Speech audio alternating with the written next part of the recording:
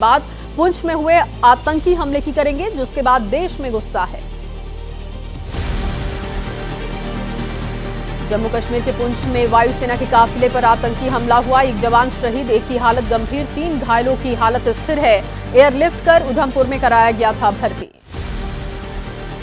आतंकी हमले के बाद पुंछ के सुनरकोट में सुरक्षा व्यवस्था कड़ी है। इलाके में सुरक्षा बलों का सर्च और कॉम्बिंग ऑपरेशन जारी है। हमले की जगह पर मीडिया और स्थानीय लोगों के जाने पर रोक है।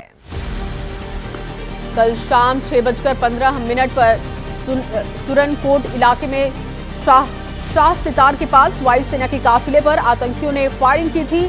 सनाई टॉप से वापस लौट रहे वायुसेना के जवानों पर हमला किया गया था। राहुल गांधी ने एक्स पर लिखा, कायराना और दुस्साहसी आतंकी हमला बहुत ही शर्मनाक और दुखद है। शहीद जवान को विनम्र श्रद्धांजलि। घायल जवानों के जल्द से जल्द स्वस्थ होने की आशा करता हूं। प्रियंका गांधी ने आतंकी हमला को बताया बेहद ही दुर्भाग्यपूर्ण और कायराना। कहा, सभ्य समाज में हिंसा और आतंक की कोई जगह नहीं। शहीद को मेरी विनम्र श्रद्धांजलि। और अब रुख करते हैं चुनावी हलचल की, जिससे जानेंगे कि सियासी दिग्गज आज कौन से दंगल में उतरने वाले हैं। देश में लोकसभा चुनाव के तीसरे चरण के लिए आज शाम थम जाएगा चुनावी शोर। थर्ड फेज में 11 राज्यों की 93 सीटों पर 7 मई को डाले जाएंगे वोट। तीसरे फेज में गुजरात की 25, कर्नाटक की 14, महाराष्ट्र की 11, एमपी की 9 और यूपी की 10 लोकसभा सीटों पर मतदान होगा। लोकसभा चुनाव के तीसरे चरण में छत्तीसगढ़ की 7, बिहार की 5, असम पश्चिम बंगाल की 4, गोवा की 2 और दादर नगर हवेली के साथ ही दमन दीव की 1-1 सीटों पर मतदान होगा। पीएम मोदी की आज ताबड़तोड़ चुनावी रैली है। इटावा और लखीमपुर खीरी में करेंगे जनसभा। शाम 7 बजे अयोध्या में रामलला के दर्शन पूजन के बाद मेगा रोड शो भी होगा। गृह मंत्री अमित शाह का आज आंध्र प्रदेश और तेलंगाना का दौरा है। सुबह 11 बजे आंध्र प्रदेश की हिंदूपुर में रैली होगी। तेलंगाना में 3 सभा को संबोधित करेंगे। तीसरे चरण की वोटिंग से पहले जेपी नड्डा आज झोंकेंगे पूरी ताकत। छत्तीसगढ़ में करेंगे चुनावी सभा। दोपहर 1 बजे सूरजपुर में बीजेपी प्रत्याशी के लिए वोट की अपील करेंगे। बीजेपी अध्यक्ष जेपी नड्डा आज ओडिशा विधानसभा चुनाव के लिए पार्टी का घोषणा पत्र जारी करेंगे। दोपहर 3:30 बजे घोषणा पत्र जारी होगा। कांग्रेस नेता राहुल गांधी आज तेलंगाना में हुंकार भरेंगे। आदिलाबाद और जोगुलंबा में करेंगे जनसभा को संबोधित। कांग्रेस प्रत्याशी के लिए मांगेंगे वोट। तीसरे फेज की मतदान से पहले कांग्रेस अध्यक्ष मल्लिकार्जुन खड़गे आज पश्चिम बंगाल का दौरा करेंगे। सुबह 11 बजे मालदा दक्षिण लोकसभा सीट को साधने की होगी कोशिश। दिल्ली के सीएम अरविंद केजरीवाल की पत्नी सुनीता केजरीवाल आज दक्षिणी दिल्ली में प्रचार करेंगी। आप प्रत्याशी के समर्थन में शाम 5:30 बजे मेगा रोड शो होगा। पंजाब के मुख्यमंत्री भगवंत मान आज मोहाली में रोड शो करेंगे। आप प्रत्याशी के लिए आनंदपुर साहिब सीट से प्रत्याशी मलविंदर कंग के लिए झोंकेंगे अपनी ताकत। कांग्रेस नेता विजय वेट्टीवार का विवादित बयान सामने आया। बोले, हेमंत करकरे को कसाब की नहीं बल्कि आरएसएस विचारधारा वाले पुलिस अफसर की गोली लगी थी। महाराष्ट्र में नेता विपक्ष विजय वेट्टीवार के बयान पर मचा बवाल। मुंबई में बीजेपी ने किया प्रदर्शन। शिवसेना शिंदे गुट बोला। कांग्रेस आतंकवाद को बढ़ावा देने वाली पार्टी है। तो चलिए 9 सेकंड न्यूज में अब रुख करते हैं मिशन 2024 से जुड़ी खबरों की, जिसे फतह करने में सियासी दलों ने पूरा जोर लगा रखा है। यूपी के कानपुर में मोदी का मेगा रोड शो। पीएम की झलक पाने के लिए लोग बेताब दिखाई दिए। वैदिक मंत्र और आरती के साथ किया गया पीएम मोदी का स्वागत। रोड शो के दौरान पीएम मोदी ने गुरुद्वारे में मत्था भी टेका। मोदी है तो मुमकिन है जैसे नारों से गूंजा पूरा इलाका। मोबाइल का फ्लैशलाइट जलाकर लोगों ने खुशी का इजहार किया। पीएम मोदी के मत्था टेकने पर गुरुद्वारा के मुख्य प्रधान बोले, पीएम के आने का अच्छा मैसेज गया। हमने उन्हें सरोपा और कृपाण भेंट किया है। बीएचयू की तर्ज पर सिख यूनिवर्सिटी की मांग की थी। पीएम मोदी ने हाथ जोड़कर लोगों का अभिवादन किया। कमल का चुनाव चिन्ह लहराकर रमेश अवस्थी और कानपुर देहात से प्रत्याशी देवेंद्र सिंह के समर्थन में वोट की अपील की। कानपुर सीट से बीजेपी प्रत्याशी रमेश अवस्थी बोले, पीएम मोदी के नाम पर चुनाव हो रहा, उनके नाम पर वोट भी पड़े रहे हैं। कांग्रेस नेता पवन खेड़ा का बड़ा बयान। बोले, पीएम मोदी डरे नहीं, दक्षिण से लड़े चुनाव जैसे राहुल गांधी में लड़ने की हिम्मत। गृह मंत्री अमित शाह का दावा, बोले पहले 2 चरणों के मतदान में बीजेपी को 100 से ज्यादा सीट आएगी। तीसरा चरण 400 सीट को पार करने के लिए मजबूत बढ़त दिलाएगा। एबीपी अस्मिता से बातचीत में अमित शाह का राहुल गांधी पर हमला, कहा भले ही वो अमेठी से ना लड़े, रायबरेली से लड़े, फिर भी निश्चित तौर पर चुनाव हारेंगे। एबीपी नेटवर्क के साथ एक्सक्लूसिव बातचीत में गृह मंत्री अमित शाह का बड़ा बयान, बोले पीओके भारत का है और रहेगा। दमन दीव में अमित शाह बोले, इस चुनाव में लोगों के पास 2 विकल्प है। एक तरफ चांदी का चम्मच लेकर पैदा हुए राहुल गांधी हैं, तो दूसरी तरफ गरीब परिवार में जन्मे पीएम नरेंद्र मोदी। कर्नाटक के दावड़गेरे में प्रियंका गांधी का बीजेपी पर वार, बीजेपी पर लगाया खरबपतियों के लिए काम करने का आरोप, बोली देश में 45 सालों में सबसे ज्यादा बेरोजगारी। प्रियंका गांधी पर बरसे एआईयूडीएफ चीफ बदरुद्दीन अजमल, बोले जब प्रियंका पैदा भी नहीं हुई थी तब से मेरे पिता का इत्र का काम है। कांग्रेस की पूरी टीम बीजेपी से मिली हुई थी।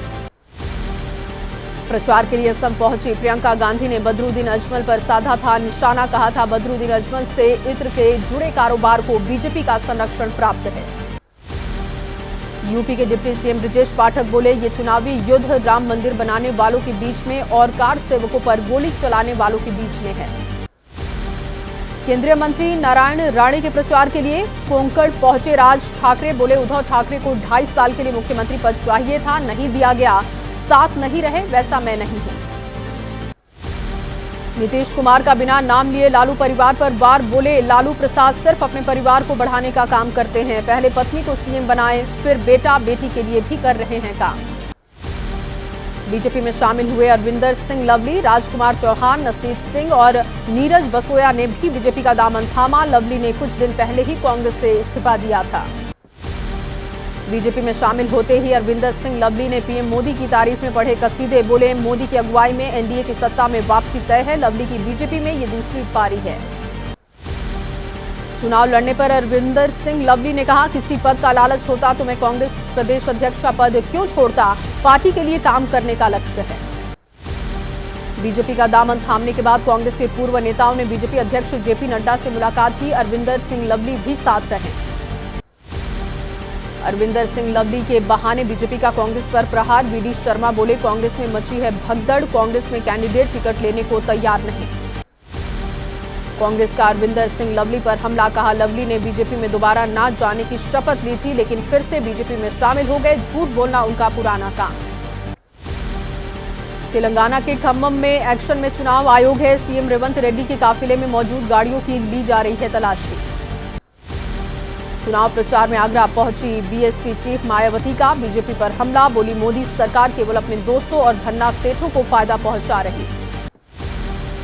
यूपी के संभल में आरएलडी प्रमुख जयंत चौधरी बोले, जब लोक दल विपक्ष के साथ था तब विपक्ष था, अब विपक्ष नहीं है, तीसरी बार मोदी ही बनेंगे प्रधानमंत्री। हिंदूवादी नेताओं को धमकी देने वाला मौलवी सूरत से गिरफ्तार किया गया। बीजेपी नेता नुपुर शर्मा विधायक टी राजा सुरेश चौहान को धमकी दी थी। आरोपी का पाकिस्तान कनेक्शन भी आया है सामने। मुरैना में मध्य प्रदेश सरकार के कृषि मंत्री का माफिया को खुला ऑफर है, बोले चुनाव के बाद किसी की भी पत्थर रेत की ट्रैक्टर ट्रॉली नहीं पकड़ी जाएगी। कांग्रेस ने पुरी से जय नारायण पटनायक को बनाया उम्मीदवार, सुचारिता मोहंती ने लौटाया था टिकट। प्रचार के लिए पार्टी से पर्याप्त फंड नहीं मिलने का हवाला दिया था। यूपी के सिद्धार्थ नगर में बीएसपी कार्यकर्ताओं का हंगामा देखने को मिला। बार बार प्रत्याशी बदले जाने से नाराज थे। बीएसपी प्रत्याशी नदीम मिर्जा ने कुछ पदाधिकारियों के साथ गुपचुप तरीके से भरा था पर्चा। गुना के आदिवासी आबादी वाले इलाके में पहुंचे ज्योतिरादित्य सिंधिया के बेटे महाआर्यमन, प्रचार के दौरान आदिवासी परिवार के साथ मिलकर बनाया खाना। 9 सेकंड न्यूज में अब बात राजनीति से जुड़ी कुछ और अहम खबरों की करते हैं। जेडीएस विधायक एसडी रेवन्ना को एसआईटी ने गिरफ्तार किया। यौन शोषण के आरोपों का सामना कर रहे प्रज्वल रेवन्ना के पिता हैं जेडीएस विधायक एसडी रेवन्ना। कोर्ट ने अग्रिम जमानत याचिका खारिज की। जेडीएस नेता एसडी रेवन्ना को मेडिकल परीक्षण के लिए अस्पताल लाया गया। बेंगलुरु के केआर नगर पुलिस स्टेशन में उनके खिलाफ अपहरण का मामला भी दर्ज हुआ था। एसआईटी अधिकारियों ने हिरासत में लिया। बेंगलुरु के सीआईडी दफ्तर में एम्बुलेंस में सवार होकर अस्पताल पहुंचे एसडी रेवन्ना। मेडिकल परीक्षण के बाद एसआईटी ने रेवन्ना को हिरासत में लिया। किडनैपिंग के आरोपों में होगी पूछताछ। जेडीएस नेता एसडी रेवन्ना पर एसआईटी के एक्शन पर कांग्रेस अध्यक्ष खड़गे ने कहा, एसआईटी कर रही जांच, कहा जो भी गलती करता है उस पर कार्रवाई जरूर होनी चाहिए। कर्नाटक के मुख्यमंत्री सिद्धारमैया ने एसडी रेवन्ना की गिरफ्तारी पर कहा, कानून कर रहा अपना काम, हम उसमें हस्तक्षेप नहीं करना चाहते। अपहृत महिला की जानकारी नहीं, पुलिस से नहीं हुई बात। जेडीएस नेता एसडी रेवन्ना के हिरासत में लिए जाने पर कर्नाटक के उप मुख्यमंत्री डी.के. शिव कुमार ने कहा, मुझे इसकी जानकारी नहीं है, कानून अपना काम करेगा, निष्पक्ष जांच होगी। भारतीय महिला कांग्रेस अध्यक्ष अलका लांबा ने कहा, कथित सेक्स स्कैंडल मामले में कर्नाटक सरकार सख्त है। एसडी रेवन्ना पर कानूनी कार्रवाई हुई, लेकिन पीएम चुप्पी कब तोड़ेंगे। यौन शोषण के गंभीर आरोपों में फरार चल रहे जेडीएस नेता प्रज्वल रेवन्ना के खिलाफ ब्लू कॉर्नर नोटिस जारी करने की तैयारी में सीआईडी है। सीएम सिद्धारमैया ने आरोपी नेता की गिरफ्तारी के आदेश दिए। बीजेपी नेता गंगाधर कायल ने सीबीआई को पत्र लिखकर टीएमसी नेता अभिषेक बनर्जी पर साजिश रचने का आरोप लगाया। कहा, एआई तकनीक से मेरे चेहरे और आवाज का किया गया इस्तेमाल। संदेश खाली घटना को लेकर टीएमसी के वीडियो पर नेता प्रतिपक्ष शुभेंदु अधिकारी ने सवाल उठाए। कहा, गलत इरादे से वीडियो तैयार की गई। अभिषेक बनर्जी के खिलाफ भी सीबीआई से करेंगे शिकायत। टीएमसी ने वीडियो जारी कर बीजेपी पर गंभीर आरोप लगाए। पार्टी के ऑफिशियल ट्विटर हैंडल से वीडियो जारी कर दावा किया। बीजेपी नेता ने स्ट्रिंग में कहा, महिलाओं को बलात्कार के आरोप लगाने के लिए उकसाया गया। नादिया में सीएम ममता बनर्जी ने चुनावी रैली में दावा करते हुए कहा कि संदेश खाली घटना पूर्व नियोजित थे। बीजेपी पर आरोप लगाते हुए कहा, संदेश खाली घटना की पटकथा बीजेपी ने लिखी थी।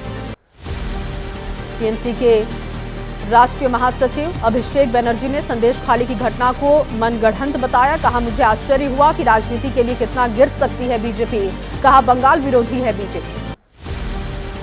पश्चिम बंगाल की बशीरहाट सीट से बीजेपी उम्मीदवार रेखा पात्र ने वीडियो प्रकरण को बताया टीएमसी की साजिश। कहा, ये टीएमसी की चाल है, गंगाधर को डराकर टीएमसी ने ये वीडियो बनवाया होगा।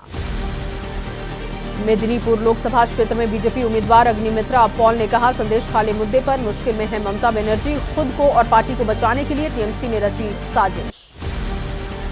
संदेश खाली से शिकायतकर्ता महिला को सीबीआई ने बशीरहाट कोर्ट में पेश किया। महिला के बयान दर्ज हुए। टीएमसी ने एक्स पर स्टिंग वीडियो जारी कर यौन उत्पीड़न के झूठे आरोप लगवाने का दावा किया। मोकामा के पूर्व विधायक अनंत सिंह 15 दिन की पैरोल पर रिहा हुए हैं। बाहुबली की रिहाई का चुनाव से जोड़ा जा रहा कनेक्शन। जेडीयू के लल्लन सिंह की राह करेंगे आसान। 13 मई को मुंगेर में होगी वोटिंग। पुलिस की क्लोजर रिपोर्ट पर रोहित वेमुला की मां ने सवाल उठाए। सीएम रेवंत रेड्डी से मुलाकात की। कहा, 10वीं में रोहित स्कूल में दूसरे स्थान पर रहा। न्याय मिलने तक जारी रहेगी लड़ाई। पंजाब के पटियाला में बीजेपी प्रत्याशी परनीत कौर के चुनावी कार्यक्रम में किसान की मौत हो गई। कार्यक्रम का विरोध कर रहे थे किसान। कांग्रेस ने बीजेपी पर लगाया आरोप, कार्रवाई की मांग की। और 9 सेकंड न्यूज में देश के कोने कोने से जुड़ी कुछ और अहम खबरें आपको दिखाते हैं।